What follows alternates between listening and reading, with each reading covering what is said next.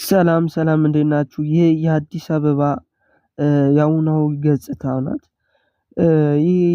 አሁን ያለንበት ቦታ ቦሌ አካባቢ ነው። ከእስጢፋኖስ ወደ ቦሌ በሚወስደው መንገድ ላይ ያለው የኮሪደር ልማት ገጽታ ይህን ይመስላል። ሰዎች እንደምታዩቸው ከስራ መልስ እየተመለሱ ያለበት ሰዓት ነው። ብዙዎች የታክሲ ወረፋ ይዘዋል። ወደ ቤት እየሄዱ ሽር ጉድ እያሉ ነው ለመሄድ እና ምን ያክል እንደሚያምር ቦታውን እንድታዩት ነው። ያው የሳሩ አቀማመጥ ያምራል እና የተቀየረው የፎቆቹ አሰራር እጅግ ያምራል።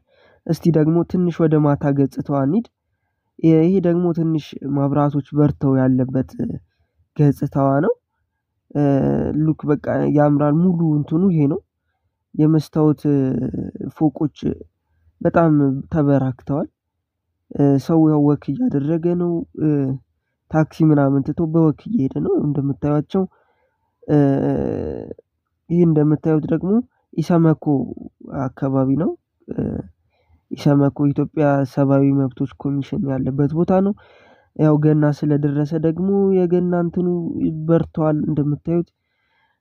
ሰው ወደ ቤተክርስቲያን እየሄደ ነው። አንዳንዱ ከስራ መልስ ወክ እያደረገ እየተመለሰ ነው። አዲስ አበባ በማታ ደግሞ እንደዚህ ታምራለች ማለት ነው። ለዚህ ቻናል አዲስ ከሆኑ እባክዎት ሰብስክራይብ ያድርጉ።